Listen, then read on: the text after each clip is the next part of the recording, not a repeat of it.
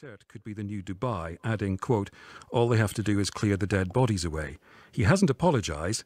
Why doesn't she sack him? The Prime Minister can appoint her own cabinet. We know that.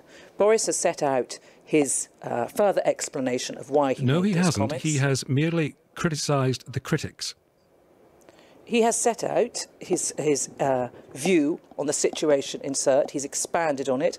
And you know what? He said it's a shame people with no knowledge or understanding of Libya want to play politics, he said.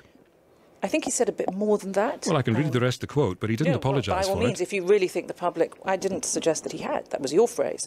I'm not going to be further drawn down the Boris vortex, Eddie, but I'm very happy to discuss anything else in the speech or the policies that I think are really relevant to people at home. Well, I think foreign policy is relevant, isn't it? As well as the Conservative MPs who think he should go, Gouma El Gamati, the leader of the Tagiya party and a member of the UN-backed Libyan political dialogue process, said this about his comments. It upsets me because it comes from a very high-ranking official who is in charge of the foreign policy of the United Kingdom. And it upsets me because it totally disregards the human aspect of the young Libyans who died.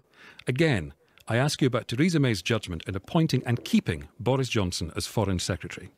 It is up to the Prime Minister who she appoints and keeps. Why doesn't she sack him? As I say, it is up to the Prime Minister. And I'm asking about her judgment. When she appointed him, she knew that he'd published a poem about the Turkish president having sex with a goat. She knew he described President Obama as part Kenyan. She knew he referred to Papua New Guinea-style orgies of cannibalism and chief-killing. She knew he talked about tribal warriors in Congo breaking out in watermelon smiles. And she knew he said Liverpool had failed to acknowledge the role what he called drunken fans played in the Hillsborough disaster. I suggest to you the reason Theresa May doesn't sack him is because she fears a leadership challenge. She's prepared to send Boris Johnson out to represent the United Kingdom around the world in order to protect her own job. Well, those are your views, Eddie, but I think... I'm suggesting it to you. What do you think? You can, and I think that Boris Johnson does a great job as... You were sitting next to Boris Johnson during the speech. Do you think people want Bernard Manning as Foreign Secretary?